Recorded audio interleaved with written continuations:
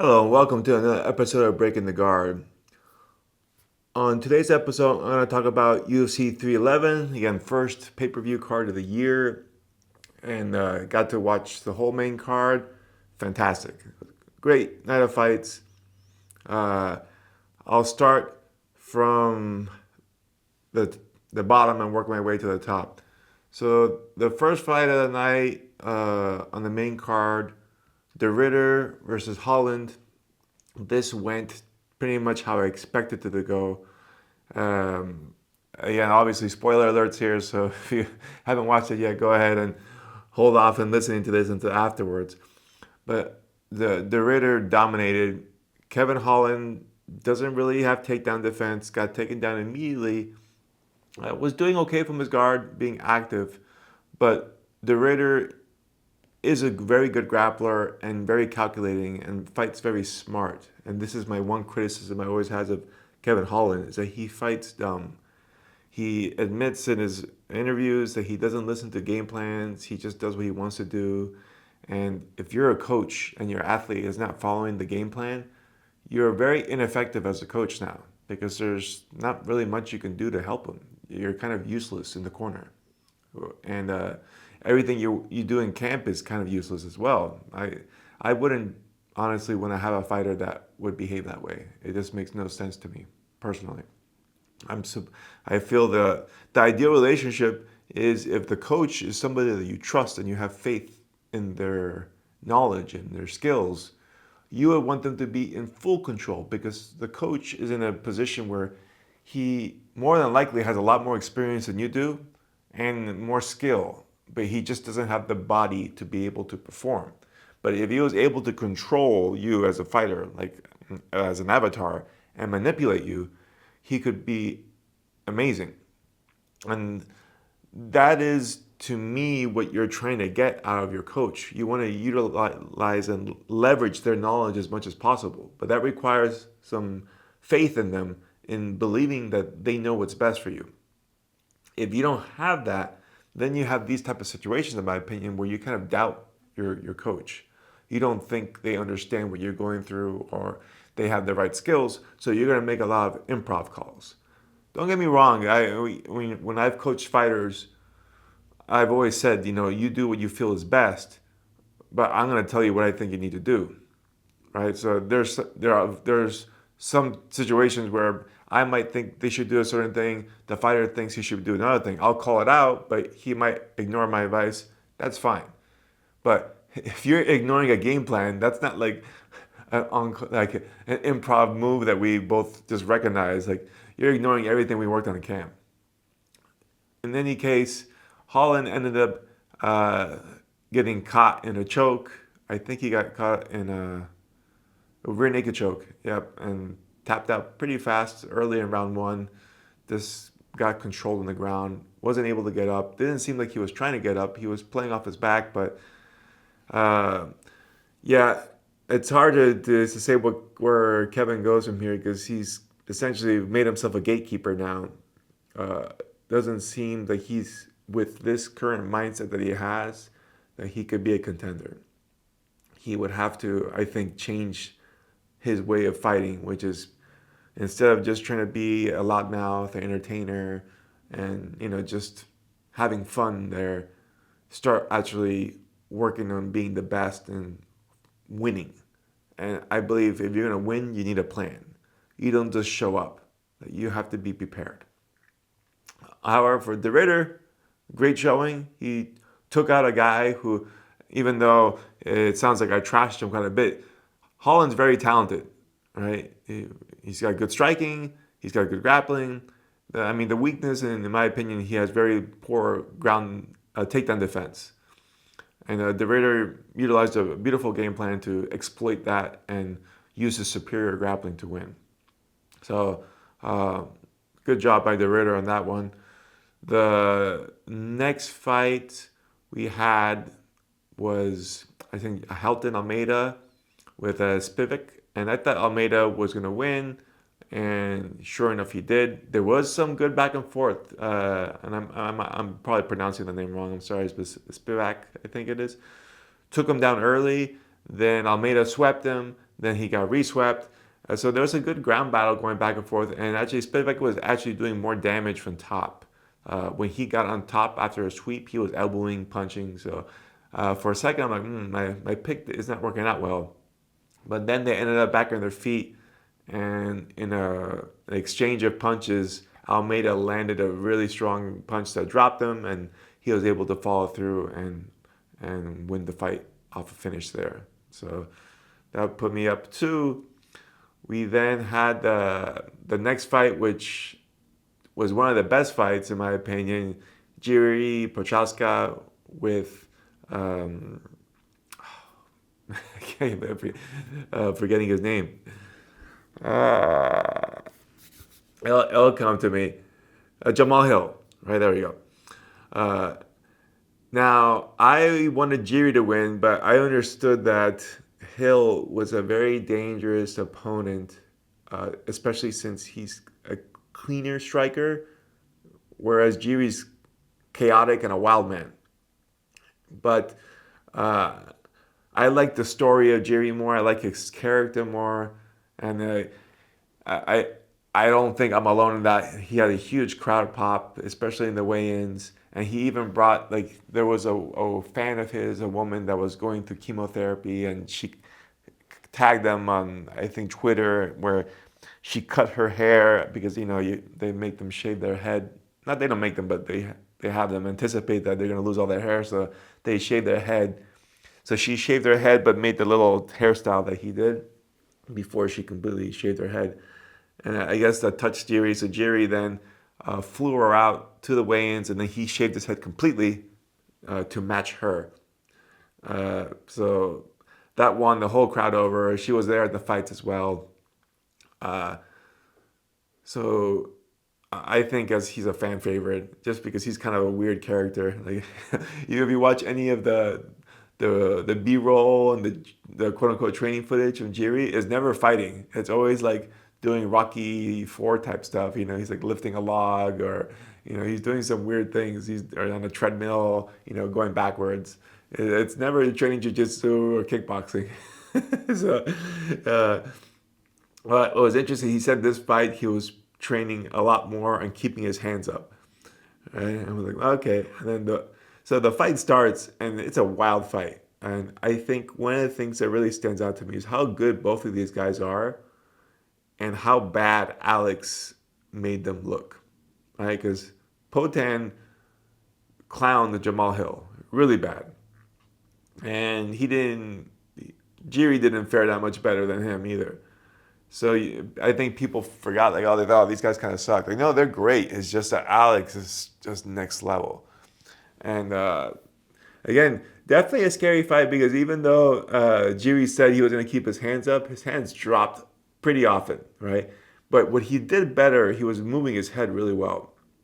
And although he did get hit several times, he did a good job of evading a lot of punches and counterpunching. He was particularly doing a good job of slipping left and then coming back with a straight left, and catching Jamal a bunch of times. Uh, there was one moment he dropped him in round 1, I believe, but Jamal got back up right away, and it looked like Jiri was gonna go too crazy trying to get the finish, because it looked like it might have been a flash knockdown, so he wasn't really like hurt. Because when Jamal got up, which was almost instantly, his legs were still underneath him. But the fight went well there. I'm trying to remember how I was scoring this fight. If it was a 1-1, or I think Jiri had both rounds in. I'm not sure, but it went into a third round, and third round, Jiri was able to find his mark and put down uh, Jamal and finish the fight from the top. So he got his finish, and I was happy about that. I thought it was surprising that they had, Jamal as the favorite, and as big as a favorite that he was, because I think it was like minus 250 for Jamal Hill to win that fight. And again, like, I think that spread's a bit wide. I get that he could be the favorite, but not by that much. I would have had it a lot tighter. But Very entertaining fight. Both guys showed up and fought a good fight. Now we go into the best fight of the night, which was Merab with Umar Nurmagomedov. And this is the one that if you saw my uh, video on Friday, I was very tentative to give which fighter I was going to pick. I ended up leaning on Umar, and I still did before the fight. I watched some more tape. It was hard for me to pick because the real question is how good is the wrestling games between each other? Because I know they both have great wrestling, but I don't know how their wrestling was going to match up with each other. And then the second thing is how effective is Merab's strategy and conditioning going to be against Umar if Umar's wrestling is better, right? Because if their wrestling is very even, I felt like it would be advantageous to Merab to make more wrestling because he could wear him out faster. But if Umar was a better wrestler, the strategy wouldn't work that well because he would just get counter wrestled and it wouldn't really wear you out. And he might win the scrambles by getting takedowns or front headlocks or whatnot. I leaned towards Umar, but once again, I felt the odds were very badly picked where they had, again, I think it was another one that was minus 200 or minus 250 for Umar, who's the challenger, even though he's 19-0. I mean, Merab is a proven commodity. He's beaten a bunch of killers already. The first fight, the first round rather, did answer some of the questions that I had, which was, I believe Umar was the better wrestler, but by like a hair, right? He looked in the first round sharper. He scored the first takedown on Merab, although it wasn't significant. He did score it. And he looked like he was able to answer those takedowns a little better. Striking was pretty even. I think Merab was landing more, but they were both getting shots in. But the wrestling edge was with Umar in round one. Round two, a bit of the same. I think they scored a takedown for Merab in either late round one or sometime in round two, which wasn't really justified. And mind you, even though I said I was thinking Umar was gonna win the fight, I was hoping that Merab would win. I think he's funnier and has a good character, so I thought it was interesting to see him win. But that wasn't a takedown. Like he brought him to his butt and he sprang up right away. And it's not, at least from my understanding of judging criteria, like you have to have the guy on the ground and control him, not that he just touched and popped up. In any case, so he was getting closer. And what I noticed was that Merab was getting better bites every time he went for takedowns in round two, right? So like the round one takedown attempts were completely annihilated. They just never got close. In round two, there was a bit more like he's trying to run the pipe and, Umar had to balance a bit more. So it started to, I was seeing it already that the shift was happening where the cardio was the weapon that was going to win this fight. And round three was the deciding round where Merab scored takedowns legitimately. Now, the critique I had on Friday still held true, which is Merab does not control takedowns. And I mean, he tries a little bit, but it's not great. He's not like Khabib or Islam, where once they get you down on the ground, you're never getting back up. He has a hard time holding him, but to his credit, it doesn't seem like he even cares. He just wants to take you down and then make you get back up so that he can take you down again. And he has such a ridiculous cardio that it does not faze him at all whatsoever. And he's always very good that when he takes someone down, and he knows that he's not controlling it, he starts throwing hands immediately. So even though you're getting up, you are taking some shots as you get up. The other thing that Merab is very good at, if you notice and you watch the fights, he doesn't drop to his knees to shoot. He's doing snatch single legs every time. And it's mainly head outside singles, like high crotches, right? Where he's just going head outside, dump, right? It's a very simple game plan, right? Like it's extremely simple, but I believe what he does really well is great timing. Because he's punching and striking a lot and he's dipping a lot. So I think it's very hard for people to see the shot coming in because he's very fast. His hand-eye reaction time is amazing, and he's able to get in on those legs very quickly, and then go into running the pipe, dumping his opponent, and either he takes them down or as they're stumbling and he doesn't complete the dump, he just pops up and starts punching. So the strategy to me is more about getting the fighter tired, the opponent tired, not about taking them down. Like if the takedown happens, that's just a bonus. But the fact that you had to defend the takedown or get off balance by the takedown, the damage has already been done. And by him not having to drop to his knees, it conserves a lot more energy because he's not having to do a squat basically, right? He's just doing lower back flexion and then quickly running around.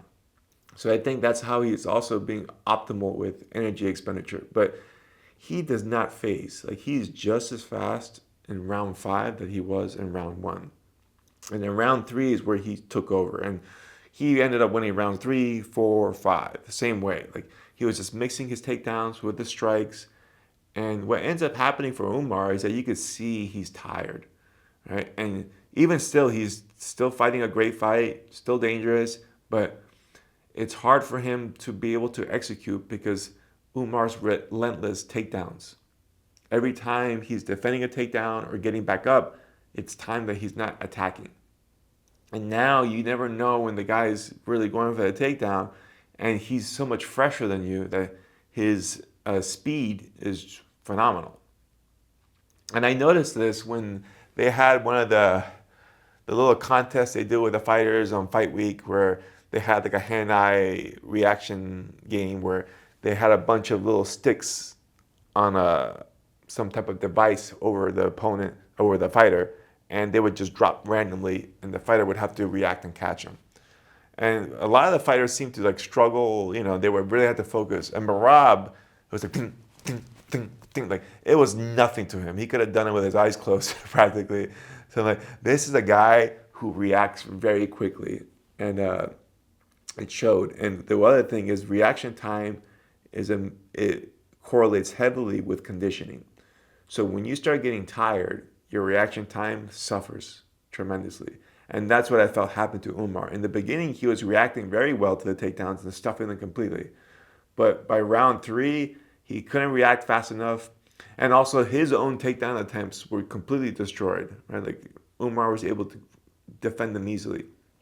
And even when Umar did get taken down in the first round, didn't phase him at all. And he was even showboating a little bit. Like he did not respect the takedown at all. So that's a sign of somebody to me that's extremely confident. And it goes to show you how big a weapon conditioning can be. A lot of people sleep in it, but if you have that much conditioning, that much energy at your disposal, where there's no bottleneck for him, right? There's not like he needs a rest period. He could have fought 5 more rounds with the way he looked, because he looked just as good in round 5 as he did in round 1. The conditioning on him is phenomenal. Then the name the machine makes a lot of sense. But when you have that type of conditioning, you can be very bold and brave with your game plan because you don't have to worry about getting tired. And in his case, not only does he have to not worry about getting tired, it won't even matter because there's nobody that's going to tire slower than him, right?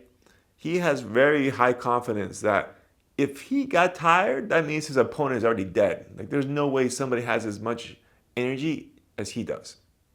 That is a huge asset to have in a fight, especially when you can control the fight like he can, because he's a phenomenal wrestler also, right? It's interesting because, like I said, he doesn't have good control of his takedowns. But in his case, it doesn't matter. He just wants to take you down and force a scramble and make you get back up and waste that energy getting up. And he's fine punching you on your way up also. So that puts me now, who is in a position to beat Merab at this point? Because Umar was probably the best wrestler that he had faced. And like I said, I think Umar was like a hair better than him, fresh. But that was only available for about like 2 rounds. Let's be generous. So that would be a tough one for anyone else in that division. I think Merab, and Merab's not a bad striker either. He can throw hands. He's got a good chin. He can eat shots. It's going to be hard for anybody to dethrone that guy with that level of conditioning. It's such a major weapon because the only way you're going to beat Merab at this point, you have to be a much better wrestler than him so that his wrestling game isn't going to be a factor. That's why I said that's what I overestimated or underestimated was the wrestling ability of Merab versus Umar. Right now we know they're very close. Like I said, I think Umar slightly better technically, but not enough where he can negate the wrestling of Merab. Right, I felt once the energy dropped, Merab took over completely. There's no one else in that division I can think of that can match his level of wrestling. Uh, so now you have to figure out to be, you need a knockout or a quick submission. I think the submission is probably going to be much harder because of the wrestling. So you need someone who could score a knockout uh, and be able to deal with getting up repeatedly, right? Because, like I said, there's nobody else who could wrestle like him. So you are going to get taken down. And the problem with that is it's probably going to have to be a round one, round two situation because you're going to get tired. You probably don't have the gas tank that this guy has. So even if you're very good at getting up, and like I said, Merab doesn't really focus on holding you down, so it's conceivable people can get up a lot. You're still not going to have the energy to score a finish because you're just going to be so tired from getting up the entire time and getting taken down over and over again. And it makes it trickier to set up your big shots when you're worried about getting taken down. So he's going to pose a big puzzle for just about anyone else, I think, in that division. Uh, but a very good fight overall, just to see that game plan come into fruition, which is just wear this guy out. Uh, Final fight of the night, kind of a bummer, right? If you've been under a rock and you didn't hear the news. Islam showed up to fight, made weight. Unfortunately for him, Armin got injured doing the weigh-ins, wasn't able to fight, and they threw Moicano in there, Renato Moicano, as a last-minute replacement. He was supposed to fight Benil Dariush in the main card, which I was looking forward to also because that was a very good like style matchup. But because of the Armin not being able to fight, they basically would scrap that fight and upgraded Moicano into the main event, which kind of sucked for Benil, although he got paid in full as like he won. I mean, you train in a fight camp, you want to fight. You know, it doesn't advance your career not to fight, even though you get a payday. So kind of a bittersweet uh, payday for him. Well, and apparently they're going to make it up to him and get him a fight soon. Uh, but Moicano said that he knew that this was a possibility. I guess Armin did have an injury in camp, so the UFC brass was aware that something could go down uh, at any point. So Moicano was training for 5 round fights, and he was doing the game plan not too different, to be honest, because uh, at least for Islam, it was going to be a grappling match regardless. Although Moicano tried to make it a striking fight, did throw some hands, and he was looking good until he wasn't. Right? Islam took him down, and that's all she wrote. Uh, he held him down pretty good from half guard, was looking to advance position. At one point, he got frames in space. And if you guys watch, I just put up a new course, 2 new courses this month, right? So far, we're gonna have a third one coming out. So I'm being very prolific this month, right? Like I said, I have uh, one of my students here training with me here from the website, right? And he's putting in a lot of work, so I'm sharing a lot of that with you guys. And it was great because, well, originally this fight would have been the perfect showcase of what we're working on. He's an MMA fighter focusing on getting up to his feet, uh, improving the wrestling, attacking the turtle position. And if you guys saw the clip on Saturday or the breakdown I did of the first Islam Arman fight, there was a lot of great scrambles like that. So we were both really excited to see the rematch because we were anticipating seeing a lot more of these types of scrambles that we could study.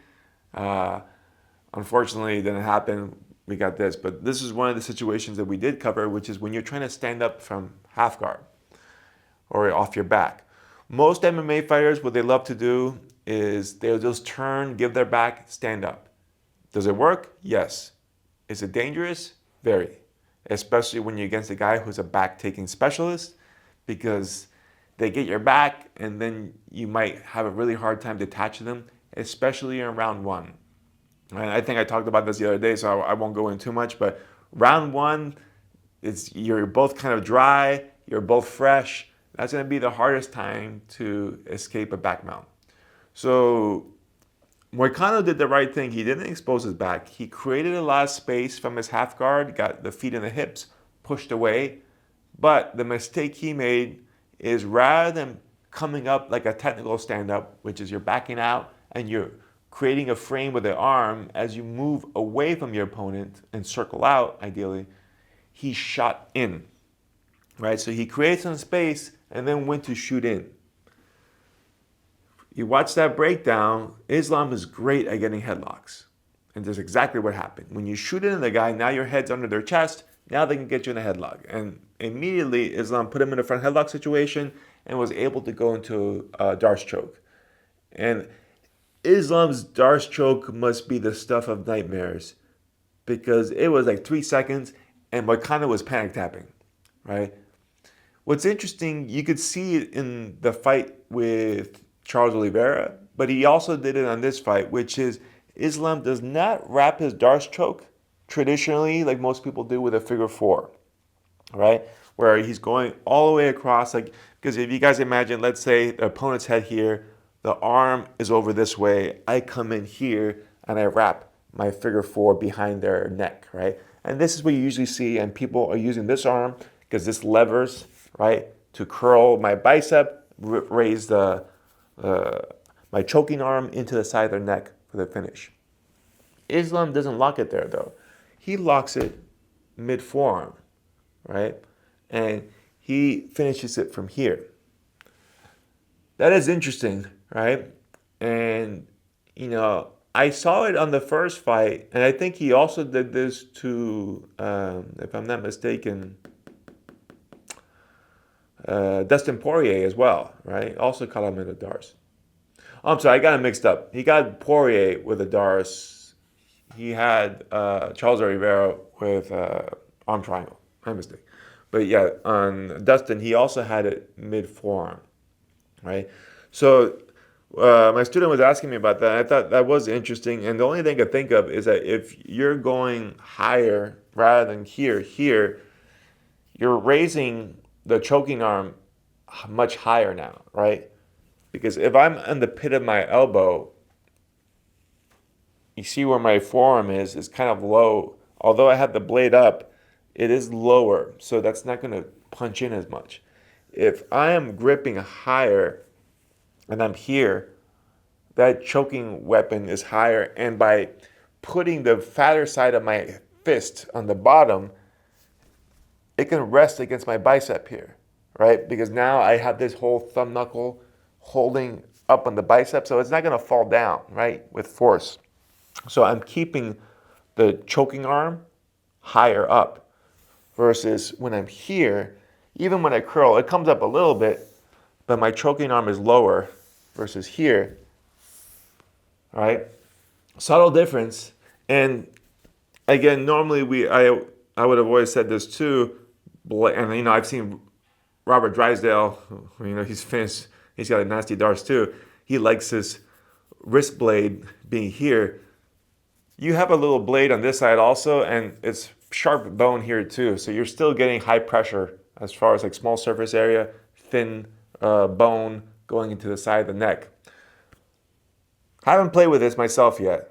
I saw in the first fight, but I'm not much of a darts guy myself because usually for me it's a reach issue. I got shorter arms, broad chest but short arms. But I will definitely have to try it out because seems to be a game changer. Most people do not tap to darces that quickly, right? And it seems on both occasions his darce is just poof.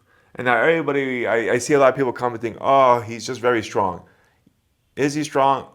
I imagine he is, right? But that's not the only reason, right? I've had plenty of strong guys try to squeeze chokes on me that I was able to get out of. I feel particularly when you could see something that obvious, which is the change of grip of instead of being here like this, being here like this. That's a major difference, and I have to think just by analyzing it that there's a huge benefit to doing that. He's not doing it by mistake. Right? He's done it twice now and got two strong finishes out of it that I've observed. So I imagine that's a key detail that we can add there, right? And this is why it's important to study tape. You always got to learn things. And Islam, now, well, the Armin fight is still a fight that we want to see, at least in my book, because he's the only guy who's got that wrestling caliber that's high enough to challenge Islam.